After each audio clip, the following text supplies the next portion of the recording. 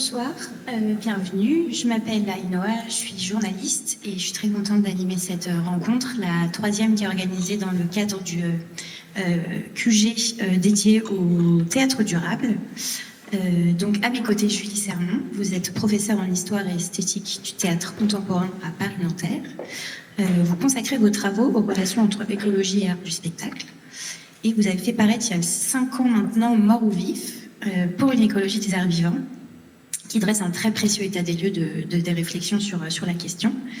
Et puis depuis 2022, vous avez ouvert un nouveau chantier autour des liens entre écologie et émotion, et vous êtes en train d'écrire votre prochain livre. Simon Gaucher, vous êtes metteur en scène et directeur artistique de l'école parallèle imaginaire. Donc avec celle-ci, vous développez des spectacles, comme l'expérience de l'arbre que vous aviez présenté, je crois, l'année dernière ici. Et vous développez aussi des expériences dans les musées et des projets de territoire dont vous êtes venu aussi parler ici l'année dernière, dans une conférence qui est disponible en ligne et que je vous recommande chaudement. Donc, avant de se demander si un théâtre durable est possible, on pourrait quand même se poser la question de qu'est-ce que c'est qu'un théâtre durable. Donc, je me suis un petit peu creusé les méninges en préparant cette rencontre.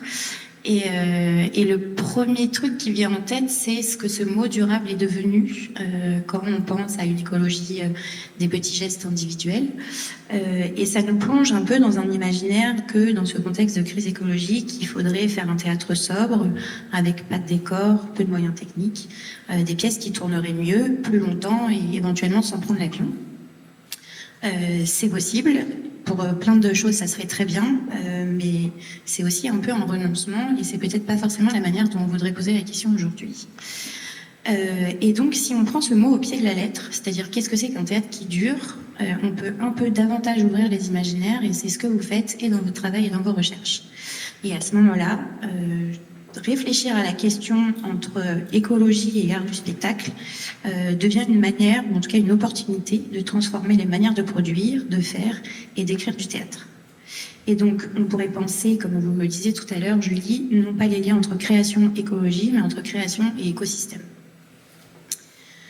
Alors évidemment, la question est un peu paradoxale, un théâtre qui dure, quand on sait que c'est l'art éphémère par excellence. Mais pour commencer cette rencontre, j'aimerais bien qu'on discute un peu ensemble de l'expérience du spectateur et qu'est-ce que ça voudrait dire de faire un théâtre qui dure en nous.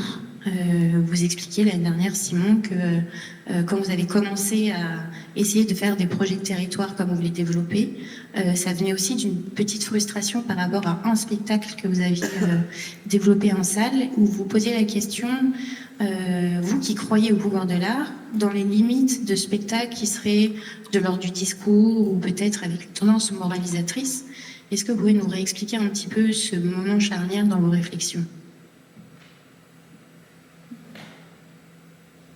Bien sûr. Alors, pour raconter ça, il faut revenir 10 ans en arrière. En 2016, j'ai fait un spectacle qui s'appelait Le Projet Apocalyptique et qui était justement une tentative de mettre en scène l'apocalypse sur un plateau de théâtre pour découvrir ce qu'il y aurait après. Et donc, on a créé ce spectacle à Rennes en 2016. Et ce spectacle, il est né au-delà de l'Apocalypse de Saint-Jean, d'un texte que certains ou certaines d'entre vous connaissent peut-être, qui s'appelle « Comment tout peut s'effondrer » de Pablo Servigne et de Raphaël Stevens, qui justement, à l'époque, faisait connaître cette notion de collapsologie, c'est-à-dire la science de l'effondrement. Et donc on était très imbibés par toutes ces notions, et on a présenté le spectacle 3 fois, et la réception a été plutôt bonne, mais au fond de moi, il y avait comme une sorte de dissonance cognitive, de se dire tiens, on est en train de parler d'écologie, de fin du monde, d'effondrement, face à des gens à Rennes qui la plupart pensent tout à fait la même chose que nous. Et ça m'a mis effectivement dans une vibration très, très étrange de me dire mais en fait est-ce que c'est vraiment l'endroit pour parler de ça ? Est-ce qu'il ne faudrait pas plutôt sortir des théâtres, imaginer d'autres formes que des formats au plateau pour questionner ce qui nous arrive collectivement, quoi. Voilà. Et après, pour la question du théâtre durable, effectivement, moi je me suis un peu posé la même question que vous, dans le sens où Hier, je me suis mis à chercher, mais qu'est-ce que c'est cette notion de théâtre durable? J'ai cherché sur le site de la MC 93 et je n'ai pas trouvé de définition. Et peu à peu, effectivement, est née cette chose de dire, tiens, peut-être que le théâtre durable, c'est d'abord le théâtre qui dure en nous, quoi, qui continue de voyager après. Et ça, je pense qu'on, si on va au théâtre d'une certaine manière, c'est qu'on a tous eu à un moment une espèce d'émotion première qui continue à nous accompagner et qu'on est on est comme en recherche de la retrouver. Et moi, pour parler très personnellement, du coup, moi je sais qu'il y a quelques spectacles qui ont cette capacité, ce pouvoir de continuer à voyager et qui sont, pour le coup, pour moi, jamais des spectacles qui parlent d'écologie.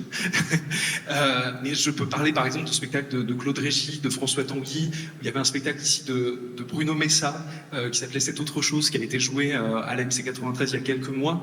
Et ce sont des spectacles justement qui fabriquent des attentions au monde, des attentions aux choses, si bien que quand on en sort, en tout cas c'est très subjectif, mais moi ça me l'a fait à chaque fois, j'ai une espèce de sensation à la lumière, à l'espace, qui est bouleversée. Et j'ai l'impression, en tout cas, voilà, de manière très personnelle, que ces théâtres-là, qui sont aussi en voie de disparition, il y a toute une biodiversité théâtrale qui est quand même en train de disparaître aujourd'hui, on pourrait y revenir peut-être, que ces formes-là, peut-être, elles sont à la fois durables en moi, mais qu'elles me parlent beaucoup plus de l'époque, des problèmes écologiques qu'on est en train de traverser, que des spectacles qui travailleraient de manière très didactique ces questions-là. Alors justement, nous on parlait de ce théâtre didactique et Julie, vous nous répondiez que vous voyez pas très bien ce que ça veut dire. Vous avez l'impression que finalement on était un peu durs tous les deux et que vous qui êtes une spectatrice professionnelle aussi, vous avez plutôt l'impression que les spectacles qui traitaient d'écologie ou en tout cas qui intégraient des non-humains dans leur univers, puisque ça a été un des critères de votre nouveau chantier de recherche, ils créaient plutôt du trouble, des questions, ils nous déplaçaient. Alors, est-ce que vous pouvez nous sortir de nos fausses idées? Bonjour déjà à toutes et tous. Peut-être juste avant de répondre ça, sur la question de durable, je ne sais pas si c'était la volonté explicite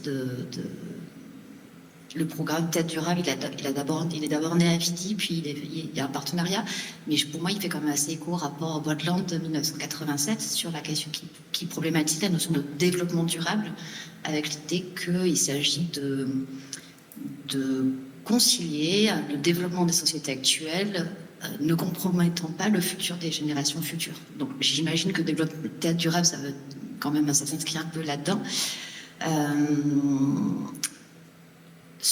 Pour revenir sur la question du didactique, oui, dans la discussion qu'on avait là en préparant un petit peu, je vous disais, c'est souvent quelque chose qui revient de se dire on en a marre de ce théâtre moralisateur, ou ah c'était bien, c'était pas moralisateur, ou ah c'est pas si didactique que ça. Et je me dis mais d'où vient ce mythe, puisque je vais quand même voir pas mal de spectacles qui peuvent croiser ces enjeux, et finalement j'ai pas vu tant de spectacles que ça qui m'auraient vraiment moralisé ou didactique au sens non pas brechtien, parce que didactique c'est vraiment l'idée ça nous invite aussi à passer à l'action, mais didactique au sens de les pires souvenirs d'école, j'ai l'impression qu'on emploie comme ça.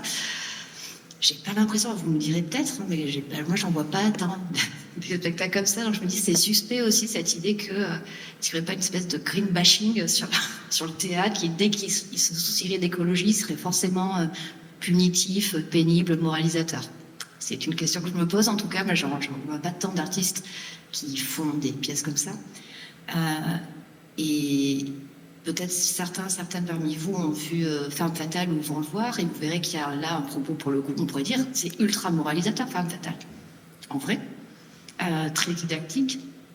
Et en même temps, ils le font d'une manière qui est complètement amoralisatrice et adidactique aussi. Enfin, donc voilà, je serais plus tempérée sur ce jugement-là. Et il y avait une autre question, peut-être je ne me rappelle plus. Non, mais on peut glisser vers les émotions, parce que pareil, je crois que dans notre manière d'opposer d'un côté le discours et de l'autre côté les émotions, on n'est peut-être pas forcément dans le vrai non plus.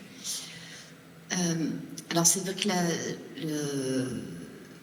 vous rappeliez tout à l'heure que je suis en train de travailler sur un futur livre, mais surtout c'est la fin d'un projet que j'ai mené pendant 3 ans avec une équipe de 6 autres personnes qui se proposaient de continuer à travailler sur les rapports entre théâtre, écologie et en intégrant la dimension des émotions, précisément pour sortir un peu du discours qu'est-ce que l'écologie fait au théâtre, qu'est-ce que le théâtre fait à l'écologie, puis dans un espèce de ping-pong comme ça. En tout cas, moi, une fois que j'étais prise comme ça dans le ping-pong, j'avais plus grand-chose à faire, et donc d'amener la question des émotions me permettait de réfléchir à l'articulation entre, on va dire pour faire très vite, la société, l'art et l'individu.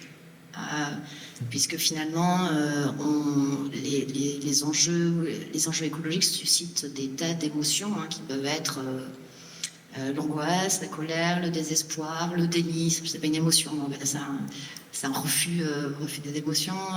Mais il y a aussi des joies, il y a aussi des luttes. Voilà, il y a beaucoup d'éléments comme ça. Et la question, c'est de se dire comment ces émotions-là, elles circulent aussi. Déjà, elles animent les artistes. Qu'est-ce qu'ils en font, comment ça les transforme, comment ça circule dans les œuvres, et puis qu'est-ce que les œuvres et les artistes essaient de nous faire ressentir à nous, et qu'est-ce qu'ils essaient aussi à quoi ils essaient de nous rendre attentifs. Voilà. Du coup, j'avais plein de questions assez classiques après de dramaturgie, de forme. Je suis chercheuse en études théâtrales, j'ai besoin d'avoir ce genre de... En tout cas, ce sont des questions qui m'intéressent. Et c'est aussi de voir à quel moment le spectacle peut aussi justement transformer et nos attentions et nos émotions, sinon on parlait tout à l'heure, c'est-à-dire aussi comment à un moment, alors c'est rare que les spectacles nous changent. Enfin, moi j'adorerais être métamorphosée à chaque fois que je vais voir un spectacle, c'est pas le cas, mais il peut y avoir parfois juste, ne serait-ce qu'une scène de 5 minutes qui tout d'un coup va nous toucher d'une manière ou d'une autre. Ça peut être juste de l'émerveillement, de la surprise, une tristesse. Je veux dire, il y a toute une gamme possible de choses. Et cette petite chose-là, effectivement, elle va pouvoir après, on repart avec, et puis elle va nous habiter assez longtemps, parfois plusieurs semaines, plusieurs mois, parfois toute une vie.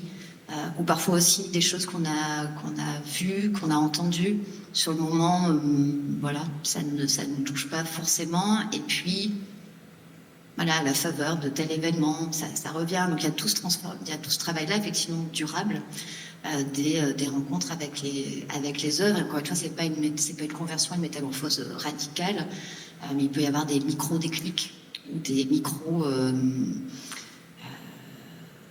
micro-enthousiasmes, je ne sais pas si ça peut se dire, mais bon, vu la période, on prend les micro-enthousiasmes.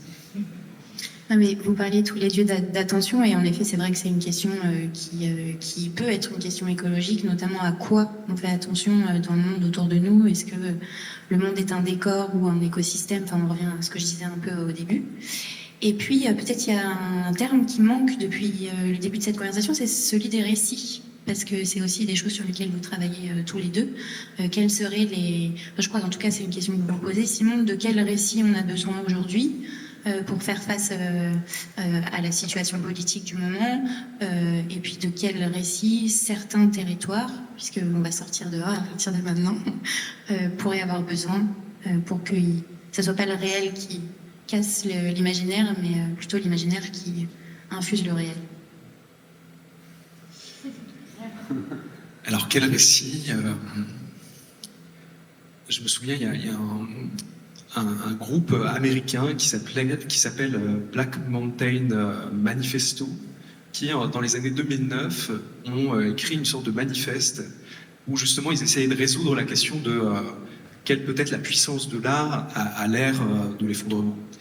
Et effectivement, tout leur discours travaille à se dire il faut qu'on réalise, il faut que l'art nous permette de réaliser qu'on est pris dans un récit dominant, que c'est un récit, que le capitalisme est un récit, que le néolibéralisme est un récit. Il faut qu'on prenne conscience de ça, et eux édictaient justement, alors je les ai pas j'ai pas tous les points en tête, mais édictaient justement ce que devrait être un récit apporté aujourd'hui. Et donc ils disaient voilà, c'est un récit qui ne fait pas qui ne travaille pas à raconter le mythe du progrès. C'est un récit justement qui n'est pas anthropocentré. Enfin, il y avait toute une liste comme ça de choses. Et c'est assez intéressant de retrouver ce texte aujourd'hui et je vous invite à le lire à défaut de pouvoir bien vous le raconter. Après, effectivement, quel récit c'est une très vaste question et personnellement, je sais que moi-même et comme d'autres, on est aujourd'hui très intéressé par des récits qui viendraient d'autres traditions, d'autres cultures. Je le dis pour moi-même en être inspiré, notamment sur l'Expérience de l'Arbre, qui est un projet que j'ai créé au Japon avec un acteur de théâtre No, qui est une forme de théâtre traditionnel japonais qui se transmet de génération en génération depuis 700 ans. Et il y a une histoire autour de ce théâtre No qui est que c'est un théâtre qui, au départ, se jouait pour les arbres et non pas pour des spectateurs humains. C'est une histoire qui m'a beaucoup inspiré. Mais je vois aussi à quel point tous les récits de Charles Stepanov, un anthropologue qui a fait ses premiers terrains en Sibérie et qui bosse maintenant en France, c'est ça? Notamment sur la chasse, mais tout l'attrait qu'on peut avoir à raison pour le travail de Nastasia Martin, enfin tous ces récits en tout cas qui viennent d'ailleurs et qui, on a l'impression, nous permettent de se reconnecter au vivant, à la nature. Je ne les dis pas du tout, mais dans mon travail, petit à petit, je suis en train de faire le phénomène inverse, c'est-à-dire effectivement peu à peu, j'en suis venu à sortir des théâtres et à fabriquer ce qu'on appelle des projets de territoire, c'est-à-dire des projets qui s'écrivent de manière très située, avec des lieux, avec des personnes, et qui essayent, à leur mesure, de faire naître d'une certaine manière les récits manquants dont ce territoire a besoin.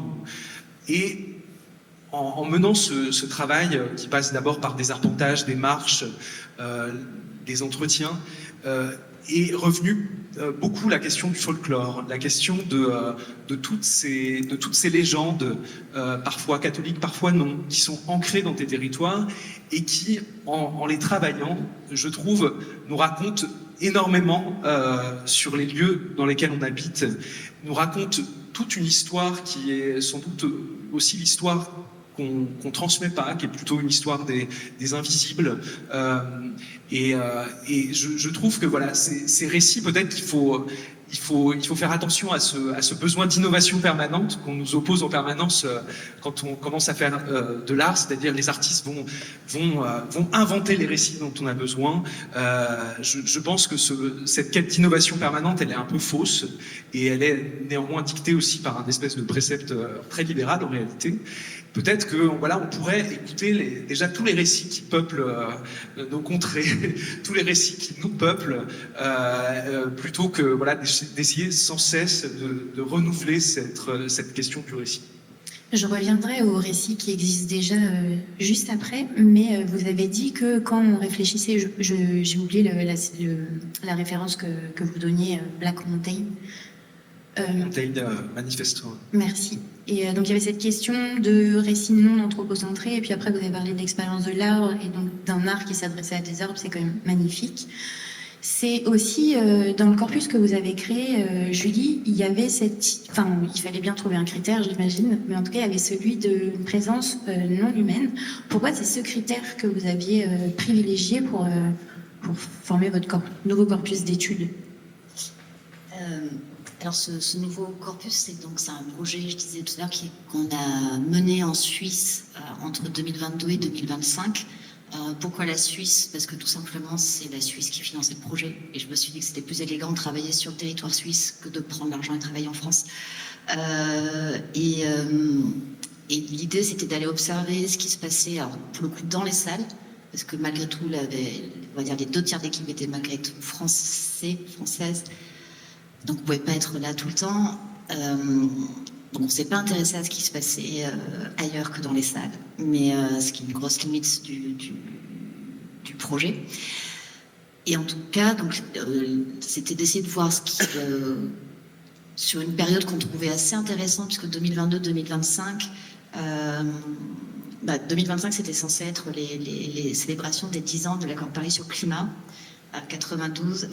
2022, c'était justement les 30 ans du sommet de la Terre de Rio. On s'est dit, voilà, ça va être une période incroyable de concentration, de transformation. On n'avait pas prévu tout un ensemble de choses là, qui sont arrivées depuis 2024, 2025, même 2023. Bref, je vais quand même parler du campus. L'idée, c'était donc de voir ce qui se passe sur les scènes de Suisse romande. C'était pas forcément la création suisse, mais ce qui était diffusé en Suisse. Et on n'avait pas l'intention justement d'avoir un corpus qui soit didactique. Et en tout cas, on a retenu comme potentiellement intéressant pour nos recherches tous les spectacles. Dans la notice de présentation est mentionné un élément ou une entité non humaine. Si on avait retenu écologique ou écologiste, de fait, on aurait eu forcément des spectacles beaucoup plus littéraux, on va dire, dans leur approche, beaucoup plus militants, didactiques. Il y en avait, c'était pas un souci. Mais on ne souhaitait pas se cantonner non plus à ça. Et il nous a semblé que si un spectacle, dans la notice de présentation sur un site, une notice de 5 lignes, ce qui permet de présenter le spectacle avant d'aller ouvrir les pages derrière, prenait le soin ou avait juste, ça lui avait paru nécessaire de mentionner un élément non humain. Donc ça peut être effectivement la présence d'un animal, ça peut être le vent qui est mentionné, ça peut être effectivement un arbre. On pressentait que peut-être ce spectacle serait ouvert à autre chose, effectivement, ouvrirait même sur des formes très minimales de formes moins anthropocentrées. Et en tout cas, la manière que j'ai d'aborder l'écologie, on l'évoquait tout à l'heure, c'est-à-dire c'est pas de travailler sur un théâtre qui chercherait à nous convaincre, à nous convertir. D'ailleurs, on ne sait pas trop bien à quoi, parce que l'écologie, en fait, au moins politiquement, ça couvre aujourd'hui vraiment tout le spectre, des formes les plus, il y a de l'écologie anarchiste libertaire jusqu'à des écologies fascistes. Donc, je ne sais pas trop à quoi on voudrait nous convertir. Et ce mot-là, je trouve qu'il faut malgré tout rappeler aussi que scientifiquement, en fait, il désigne juste une nouvelle science, qui est de ne pas penser les organismes indépendamment de leur environnement, s'intéresser non pas aux lieux ou aux habitants de ces lieux, mais aux relations qui unissent et aux échanges qui se trament entre ces lieux et ces habitants.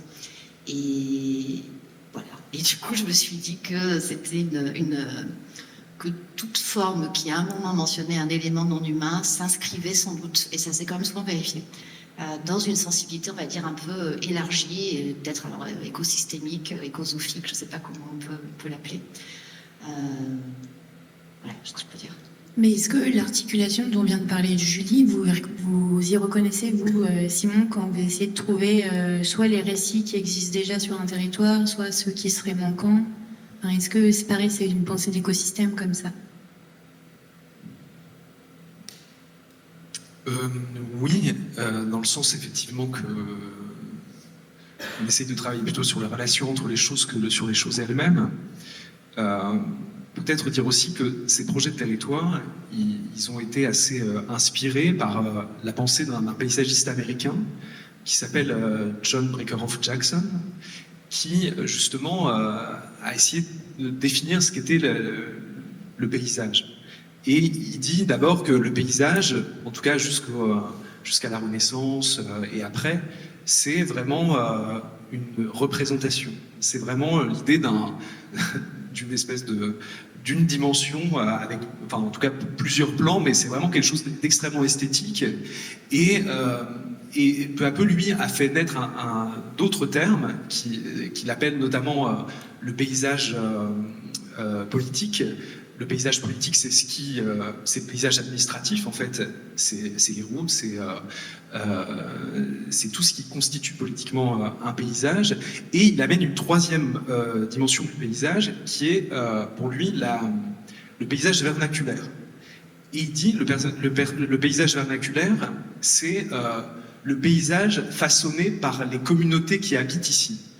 Et d'ailleurs, quand il parle d'habitants, il dit, en fait, il y a une définition très simple d'habitant, c'est celui qui a des habitudes quelque part. Et ces habitudes, elles façonnent le paysage. Tout ça pour dire qu'effectivement, nous, ce qui nous intéresse dans ces projets de territoire, souvent c'est le frottement effectivement entre paysage politique et paysage vernaculaire, mais c'est justement tous les liens que tissent des personnes avec un lieu. Et tous ces biens, ils sont multiples, ils prennent plein de formes différentes. Et peut-être pour raconter un peu ce qu'on est en train de fabriquer en ce moment, c'est que justement, après avoir été invité par un lieu en Mayenne, la section culturelle de l'Ernée, à venir travailler sur leur territoire, on a mené ces marches exploratoires qu'on fait à chaque fois, notamment avec une paysagiste qui s'appelle Léa Muller et un auteur qui s'appelle Guillaume Lambert. Et donc on crée des itinéraires et souvent on demande aux lieux qui nous accueillent de nous faire rencontrer chaque jour une personne qui devient notre guide. Et donc ça nous permet de fabriquer des marches. Et là, de par nos marches, on suit des sentiers qui sont aussi finalement des incarnations de ce paysage vernaculaire et de cet écosystème dont on parlait. On se rend compte que finalement on se met à tourner autour d'un grand objet sur la carte qui est la forêt de Mayenne. Et la forêt de Mayenne, en fait, c'est une forêt qui fait plus de 4000 hectares, qui est la plus grande forêt du département et qui est entièrement privée. Mais qui est au-delà d'être entièrement privée, comme le sont quand même, je crois, 75% des forêts en France, toutes les routes et tous les chemins qui y accèdent ont été barrés. Parce que donc il y a 4 propriétaires qui possèdent cette forêt et qui en ont interdit l'accès. Et donc voilà, piqué par ce territoire un peu vierge, en tout cas impossible à pénétrer, on a commencé à travailler sur cette forêt et à trouver une façon d'y rentrer qui est que autant les forêts sont privées, autant les terres sont privées, autant l'eau, encore aujourd'hui en France, c'est un endroit dans lequel on peut, qui est un endroit, qui est un bien public, quoi. Et donc en rentrant par les ruisseaux, on a réussi à rentrer dans la forêt de manière légale. Et on s'est rendu compte que dans cette forêt, certes, c'est devenu un énorme terrain de chasse, mais ça a été longtemps un lieu qui recueillait des espaces de guérison. La Mayenne, comme dans plein d'endroits peu densément peuplés, c'est un désert médical. Et donc, on avait inventé plein de rites de guérison, notamment une statuette qui guérit des maladies de peau et d'autres qui guérit des coliques des nouveau-nés. Et donc, peu à peu, voilà, en disant et en apprenant aussi que, en fait, ce lieu et cette forêt avaient été le terrain d'étude d'une anthropologue qui s'appelle Jeanne Favret-Saada, qui a travaillé dans les années 70 sur toutes les pratiques de sorcellerie dans le bocage mayennais. Et donc tous ces rites de guérison, on en est venu à se dire peut-être qu'il faut inventer un nouveau rite de guérison, peut-être qu'il faut non pas rendre accessible la forêt, mais la déplacer. Et donc inspiré aussi par le récit de Shakespeare dans Macbeth, la prophétie de ces sorcières qui raconte que quand la forêt marchera, le tyran sera déchu. Voilà, depuis 2 ans, on essaye de faire marcher cette forêt. Je vous raconte pas la suite, peut-être j'en aurai l'occasion tout à l'heure, mais en tout cas, effectivement, la question de se dire, voilà, c'est quoi un écosystème, de quoi il est composé, quels sont les acteurs en présence, tout ça, effectivement, est le terreau de ces projets qui s'écrivent de manière très située. Mais parce que donc il y a cette question de sortir dehors, mais d'avoir un rapport à l'extérieur qui soit pas seulement comme un décor. J'ai le souvenir que dans votre livre, Julie, que vous dites qu'en fait, il suffit pas de sortir dehors pour faire du théâtre durable, pour que ça soit à dimension écologique.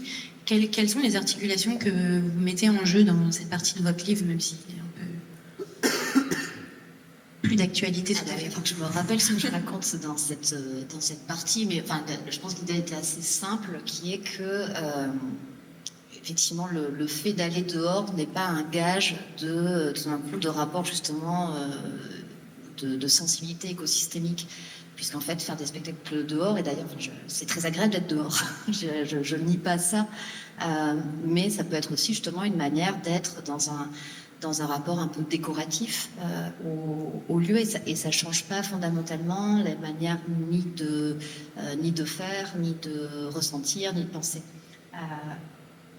Après, moi, j'empêche personne de faire des spectacles dehors, je voudrais que ça soit très clair. C'est juste que si on essaie de penser d'un point de vue écologique, voilà, c'est pas un critère suffisant. On peut faire des spectacles formidables dehors, c'est pas pour autant qu'ils seront plus écologiques qu'un spectacle en salle. Voilà, c'est juste une fois en termes de qu'est-ce que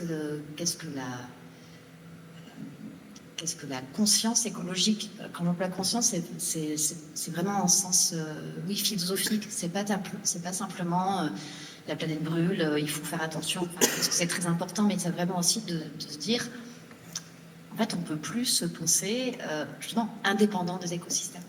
Et si on va, si on vit cette idée, qu'on l'incarne et qu'on la fait exister dans nos pratiques, quelles qu'elles soient, mais en particulier dans les pratiques artistiques, alors ça veut dire qu'on se raconte d'autres types d'histoires.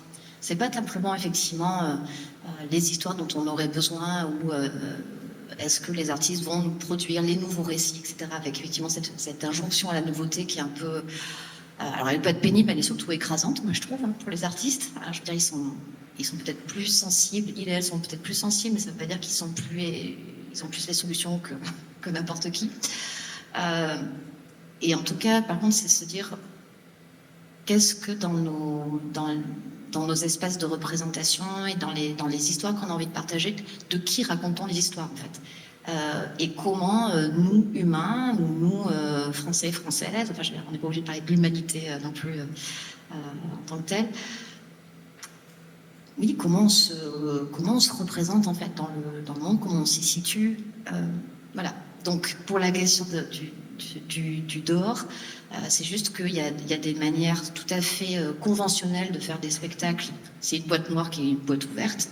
Et encore une fois, j'ai pas de problème avec ça. Hein.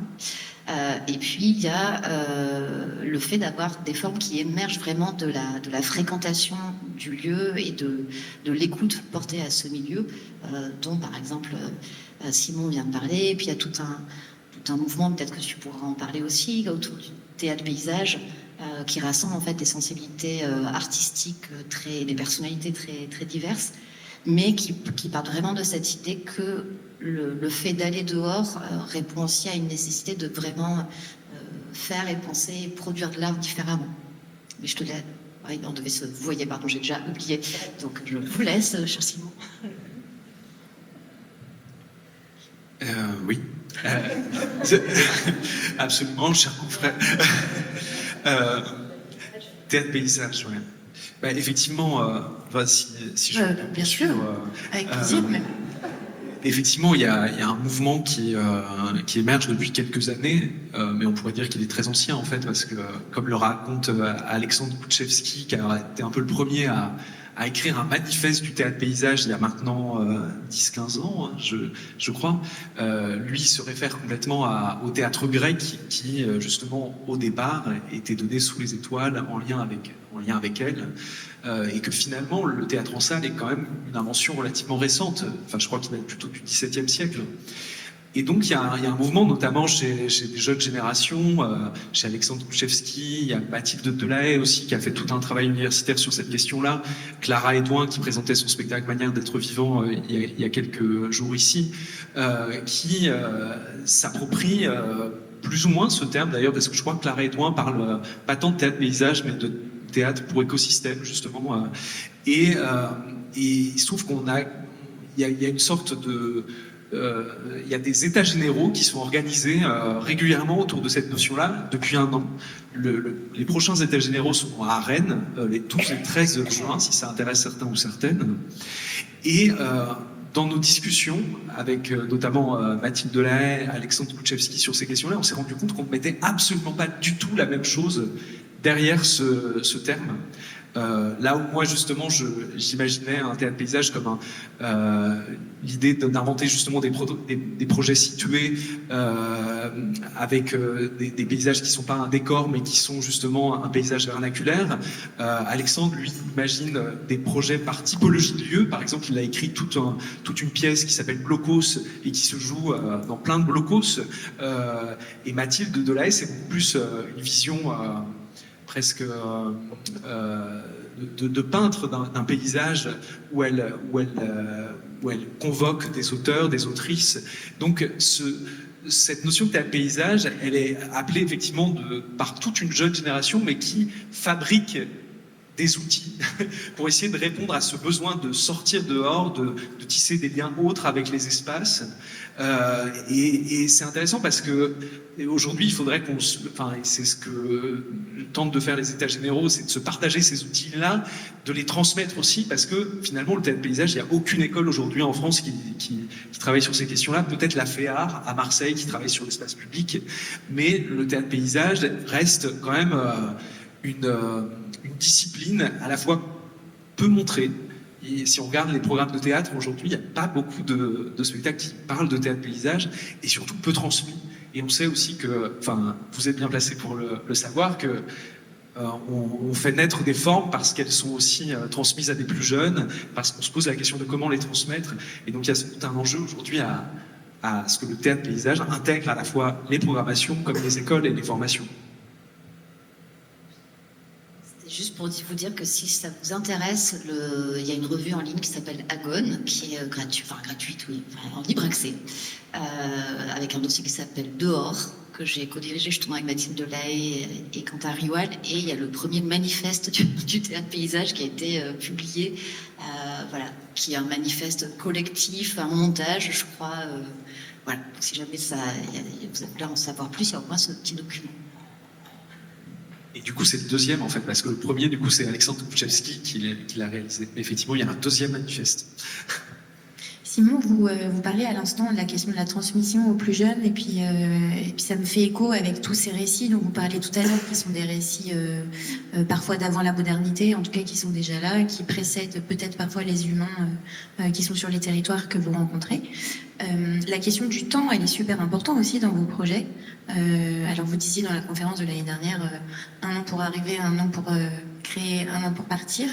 Est-ce que vous pouvez nous parler aussi de cette expérience du temps long et parfois même qui se double d'une expérience de la lenteur dans certains projets?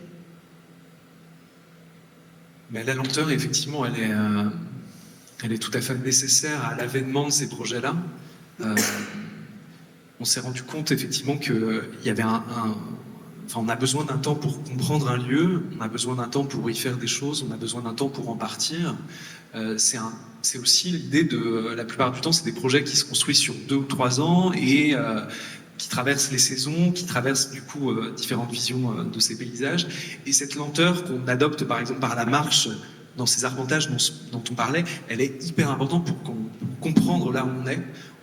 On ne voit pas du tout la même chose quand on marche à travers un territoire que quand on traverse en voiture. Et pour illustration, c'est vrai que j'aime bien rappeler un premier projet qui était un peu le premier projet de territoire qu'on a créé, qui s'appelait le radeau utopique, et qui était justement une réaction au projet apocalyptique et à se dire, voilà, en fait, il faut pas faire les utopies dans les théâtres, il faut les faire dans le dehors. Et on est parti en radeau à la recherche de la fameuse île d'utopie dont parle Thomas More au XVIe siècle, qui serait censée être la société idéale et qui, a priori, doit se situer dans l'Atlantique Sud.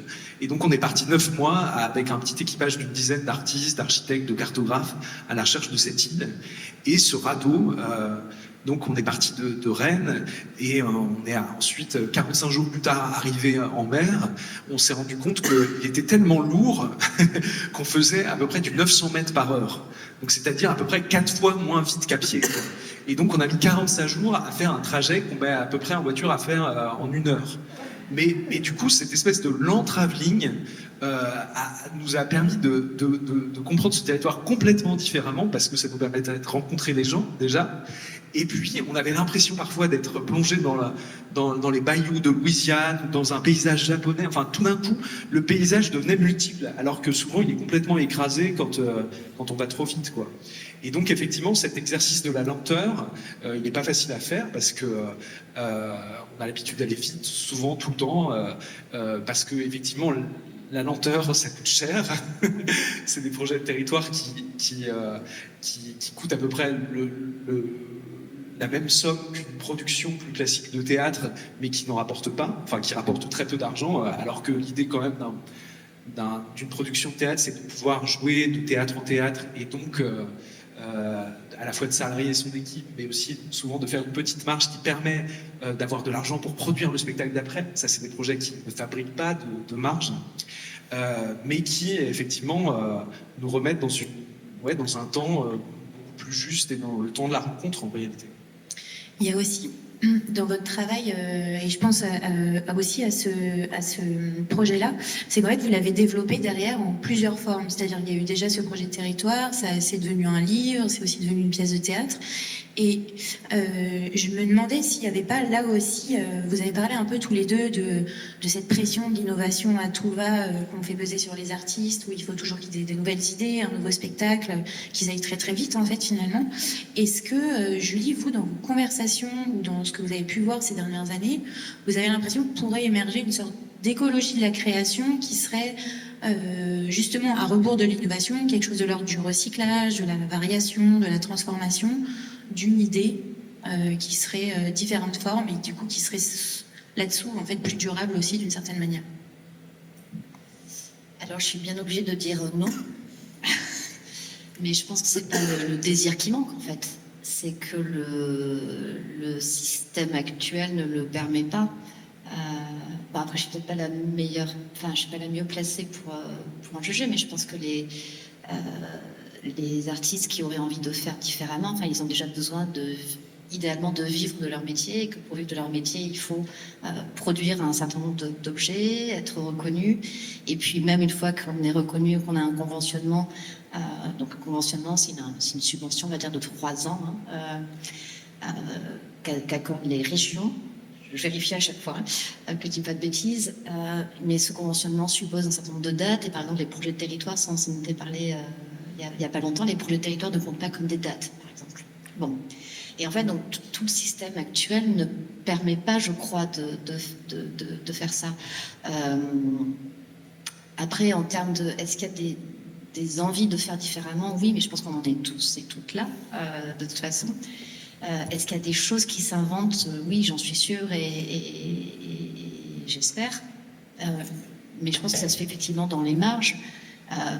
Simon, il occupe une position assez intéressante parce que c'est à la fois, il y a des va-et-vient entre le réseau, on va dire, officiel du théâtre public et des salles subventionnées, et puis d'arriver à développer comme une espèce d'économie parallèle sur le territoire, mais qui se fait voilà, à la force des épaules de la compagnie et du désir.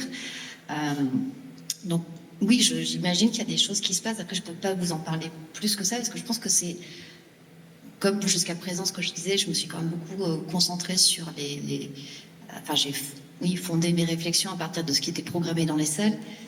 Mon radar est très, très limité. Voilà, donc peut-être qu'il y a peut-être des personnes qui auraient des choses plus pertinente à répondre, mais en tout cas, voilà, j'ai pas l'impression. Et après, l'idée qu'il pourrait y avoir un recyclage lié à la réutilisation, par exemple, de la scénographie ou des. Oui, ça se fait parce que déjà, il y a quand même un certain nombre d'injonctions à ce que ça se fasse. Et puis, je pense que la plupart des compagnies ont envie de faire des efforts. Après, c'est toujours, moi, je trouve ça à la fois nécessaire et puis parfois un peu désarmant de voir la culpabilité aussi que peut avoir une jeune compagnie par rapport à son impact, sans même parler des voyages en jet privé. Je veux dire, n'importe quel film, par exemple. Enfin, donc voilà, c'est aussi que l'impact, malgré tout, il est mesuré. Donc moi, j'ai quand même plus l'impression que s'il faut vraiment ralentir et orienter d'autres manières de faire, alors il faut soit dégager de l'argent pour ça, mais on n'est pas dans une période où le ministère de la Culture abonde beaucoup, soit inventer des choses à la marge du système. Oui, c'est quelque chose que vous avez formalisé justement, c'est ces déplacements entre des théâtres des spectacles que vous faites tourner peut-être de manière classique et à côté les projets de territoire. Est-ce qu'ils dialoguent? Est-ce que, vous avez réfléchi à ces relations? Et un petit peu, mais pas beaucoup. Non, mais dans le sens où c'est récent que. En fait, ces projets de territoire, ils voisinent effectivement, comme vous le disiez, des projets de création plateau. Mais peu à peu, ils prennent de plus en plus de place. Et c'est intéressant parce qu'aujourd'hui, effectivement, on en parle beaucoup par rapport à la question des financements de la culture, qui sont un peu en berne partout, à la fois depuis la tête de l'État jusqu'à toutes les collectivités. Il y a effectivement une espèce d'effondrement quand même de l'économie de la création, de la production et de la diffusion. Ça, on le perçoit plus ou moins tous, mais c'est quand même une lame de fond assez conséquente et un plan social invisible qui a lieu. Mais en fait, sur ces projets de territoire, ces projets situés, ces autres tentatives de créer, peut-être pas dans les théâtres, il y a de plus en plus d'argent. Il y a de plus en plus de financement justement de la part des collectivités qui aussi à l'aune justement des droits culturels, cette notion là qui est un peu entrée depuis quelques années dans toutes les politiques publiques et qui travaille à reconnaître que chacun a une culture et peut la pratiquer, à l'aune de ces fameux droits culturels, il y a une sorte de transformation de l'économie qui est en train de se faire, et on voit de plus en plus d'appels à projets qui financent non pas des productions théâtrales, mais des projets sur les territoires. Et donc, peu à peu, ce qu'on essaye de faire, et je ne sais pas si on va vraiment y arriver, parce qu'il y a plusieurs forces qui s'opposent à ça, c'est de voir comment, à l'heure où justement il y a de moins en moins de moyens pour ouvrir des temps de recherche longs, comment justement ces projets de territoire ils permettent des temps de recherche très en lien avec des lieux, avec des personnes, et comment voilà, ce temps de recherche, on peut l'hybrider avec des logiques de création. C'est-à-dire comment, par exemple, ce projet autour de la forêt de Mayenne, on arrive à se dire, à un moment, oui, ça va faire naître une forme qui va être intéressante à montrer ailleurs. Ça, on a réussi à le faire avec le radeau utopique en créant une petite forme qui s'appelle une île et qui joue dans les salles de classe, qui est une façon de transmettre cette expédition à des plus jeunes. Autant sur la forêt de Mayenne, je ne sais pas si on va y arriver, par exemple, parce qu'à chaque fois que j'ai fait des rendez-vous pour en parler, les lieux me disaient mais c'est vachement intéressant ce que vous faites, mais par contre, mon public, les récits de la forêt de Mayenne, il n'en a rien à faire, quoi. et ce que je peux comprendre, mais là, j'ai réalisé peu à peu aussi qu'en réalité, les récits de la ruralité, ils sont très très absents de nos scènes de théâtre, pour une bonne raison, c'est que la plupart des institutions théâtrales, pas toutes, hein, mais sont dans les villes. Et donc, on travaille les enjeux de l'urbanité, on travaille les enjeux ô combien nécessaires du colonialisme, du racisme, et évidemment qu'il faut les traiter, mais qu'il y a toute une partie de la population aujourd'hui où les histoires ne sont pas beaucoup représentées, en tout cas sur les scènes de théâtre. Vous voulez rajouter quelque chose là-dessus, Julie? Eh ben, je voudrais bien rebondir sur un mot que vous avez utilisé qui est celui d'impact, parce qu'en effet, on demande aux compagnies et aux théâtres de réduire leur impact, mais en même temps, vous, Simon, quand vous faites des projets sur le territoire, alors j'imagine que c'est pas une empreinte écologique énorme que vous voulez, et j'imagine que vous y faites très attention. En revanche, vous avez envie d'avoir un impact sur ces territoires, non? Peut-être c'est pas le bon mot, justement. Est-ce qu'on pourrait trouver un autre mot qu'impact? Pardon? Ouverture, ouais. Je vais pas dire autant.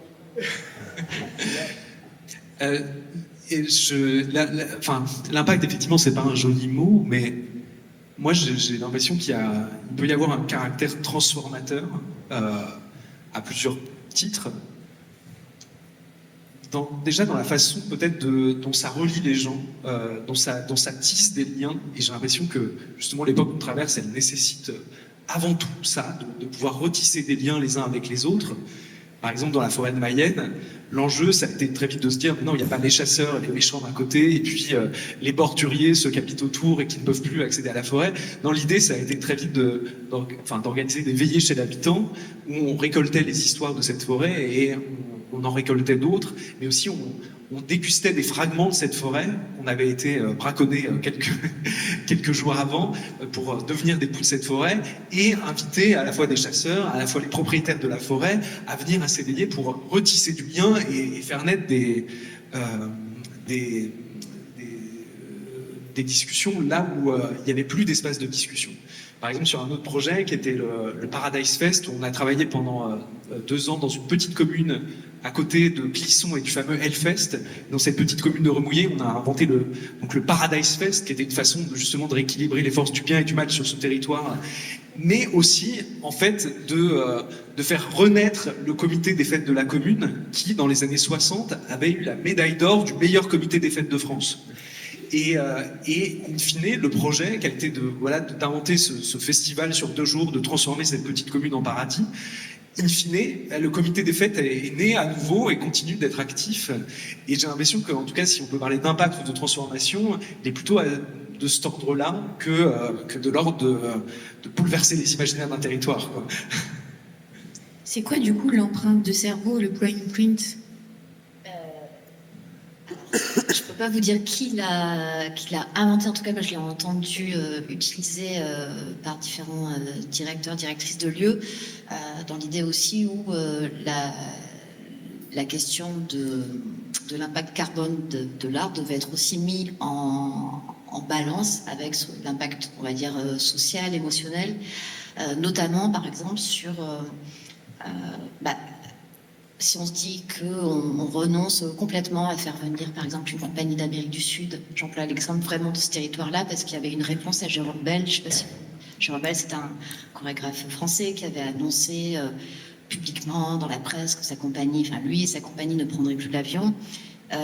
Et puis avec l'idée que tous ceux et celles qui ne suivraient pas sa bonne résolution seraient vraiment détestables. Je force un peu le trait, mais il y avait quand même cette dimension-là. Et un artiste mexicain a écrit une réponse ouverte en lui disant « Formidable que vous ayez pris cette décision, mais en fait tous les artistes n'en sont pas forcément au même niveau de réputation, ni ne déploient le même genre d'œuvre, puisque peut-être Jérôme Bel peut travailler à distance, ce qui n'est pas forcément le cas de tout le monde. Et puis, en tant qu'artiste mexicain, par exemple, nous, on a besoin de venir en Europe parce que à un moment, ça nous donne une visibilité et nous apporte des financements qu'on n'aurait pas sans ça. Et puis au Mexique, on n'a pas de train. Enfin, voilà, donc c'était aussi pour... et donc, l'idée aussi de l'empreinte cerveau, si on traduit littéralement, c'est aussi de se dire, bon, oui, on fait venir cette compagnie qui va avoir ça va avoir tant d'émissions carbone, etc., de la faire venir depuis un autre continent. Mais en fait, par rapport à la puissance de la rencontre, de ce que ça va pouvoir développer dans le fait d'échanger avec des gens qui viennent d'un autre territoire, d'une autre culture, etc., finalement, cette empreinte-là, elle est peut-être aussi à prendre en considération. Voilà, donc c'est aussi de pouvoir, de pas être simplement dans des données qui seraient quantifiables objectivement, et c'est très important de les quantifier parce que ça permet de savoir où on en est et quels sont les leviers, etc.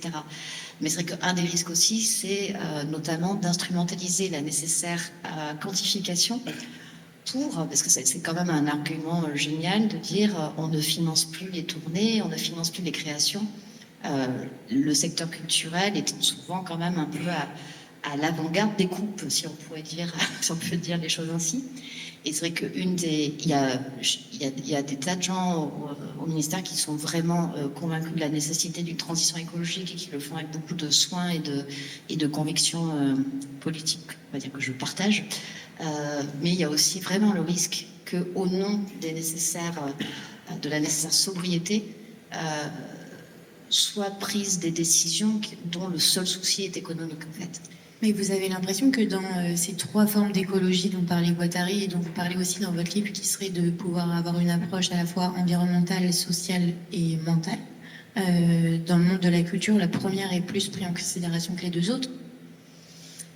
Oui, alors peut-être que pour les personnes qui n'auraient pas forcément la référence, les trois écologies, c'est un petit essai qu'a écrit Félix Guattari, qui est à la fois un philosophe et un psychanalyste, que vous connaissez peut-être comme compère de Gilles Deleuze, et qui écrit donc à la fin des années 80 cet essai qui s'appelle Les trois écologies. Et c'est vraiment un essai qui est pas aisé à lire, mais qui propose par contre une approche de l'écologie en trois strates, ce qu'il appelle l'écologie environnementale, donc c'est effectivement tout ce qui arrive aux environnements.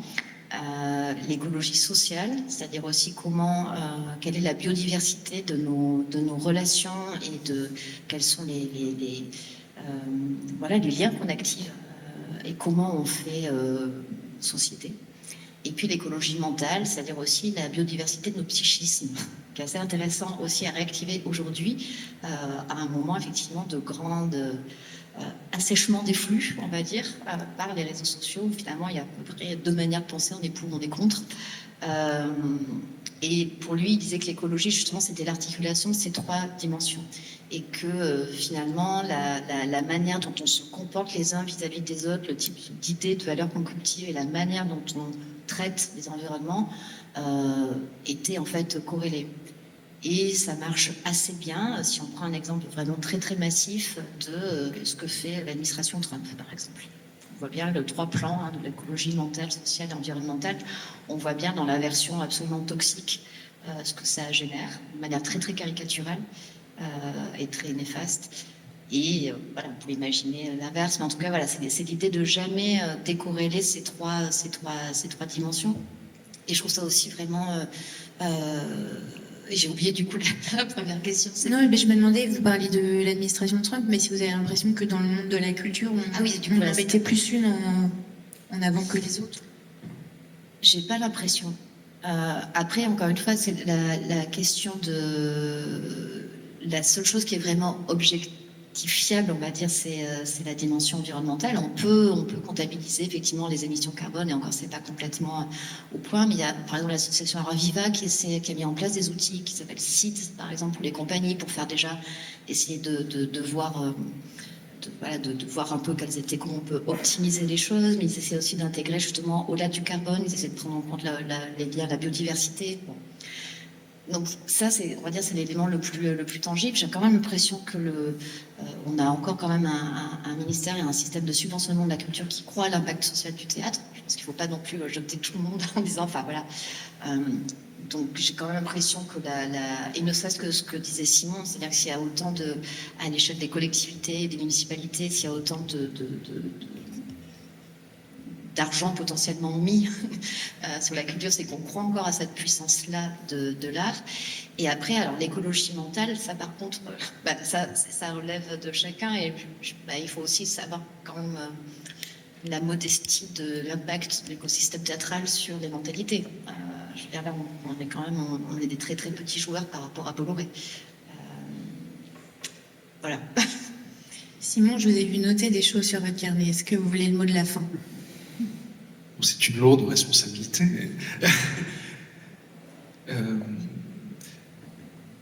Je peux dire 2 mots de la fin ou...